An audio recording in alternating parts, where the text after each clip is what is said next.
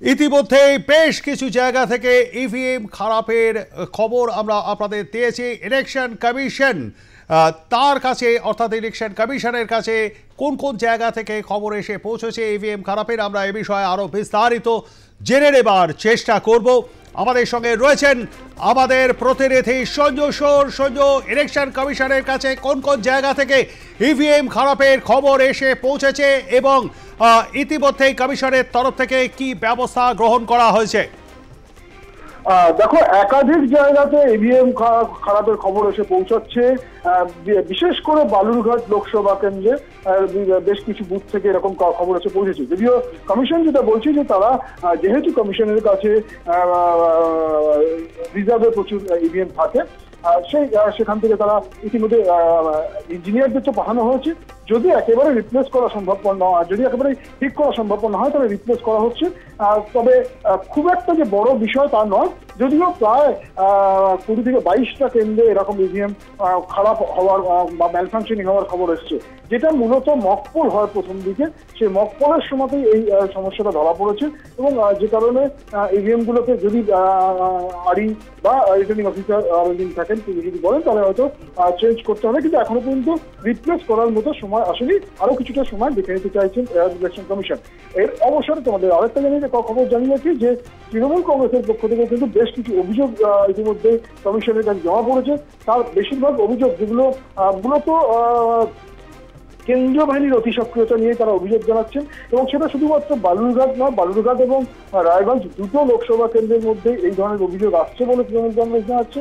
এর মধ্যে বালুরঘাটের 9 নম্বর ওয়ার্ড, বালুরঘাট লোকসভা 9 নম্বর ওয়ার্ড, সেখানে 30 নম্বর বুথে ভোটারদেরকে রীতিমতো গায়ে দিচ্ছে, ভয় দেখাচ্ছে কেন্দ্রীয় বাহিনী। এটা এখন অভিযোগ তৃণমূল কংগ্রেসের পক্ষ থেকে করা হচ্ছে।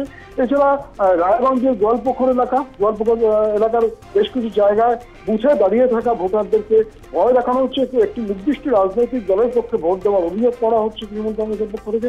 এটা বালুরঘাট এবং রায়গঞ্জ দুটো কেন্দ্রেই এমন ধরনের অভিযোগ ইতিমধ্যেই কমিশনকে জানাতে শুরু করেছে তৃণমূল কংগ্রেস।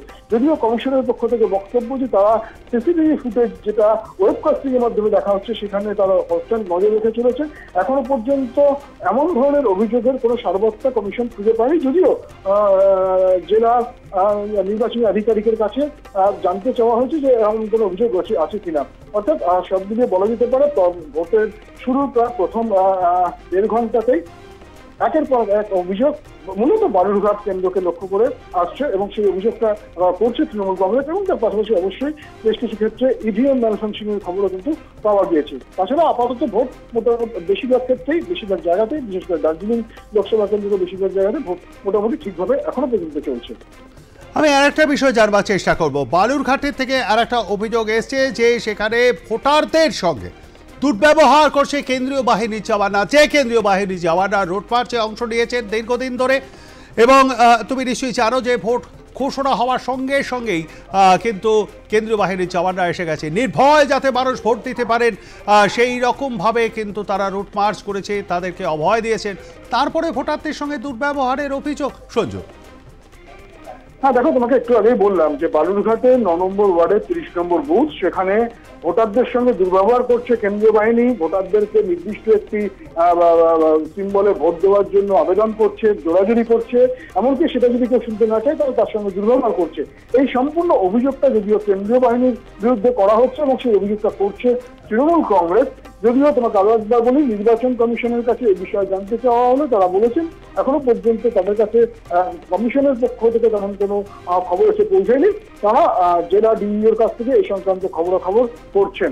যদি তেমন কোনো খবর থাকে এবং তেমন কোনো বিষয় হয়ে থাকে তাহলে অবশ্যই নির্দিষ্ট যে কেন্দ্রীয় বাহিনীর জওয়ান আছেন, এক বা একাধিক, তারা যাই হোক না কেন, তাদেরকে সরিয়ে দেওয়া হবে। কিন্তু যতক্ষণ পর্যন্ত না ইলেকশন কমিশনের যারা অফিসাররা রয়েছেন জেলা স্তরে, অর্থাৎ ডিস্ট্রিক্ট ইলেকট্রাল অফিসার বা রিটার্নিং অফিসার তারা বা পুলিশ অবজারভার, তারা এই বিষয়ে কোনো রকম কোনো খবর দিচ্ছেন ততক্ষণ পর্যন্ত বলা যেতে পারে যে এই যে অভিযোগ কংগ্রেসের পক্ষ থেকে করা হচ্ছে সেই বিষয়ে কমিশনের পক্ষ থেকে খোঁজ খবর নেওয়ার পর্বটা চলছে।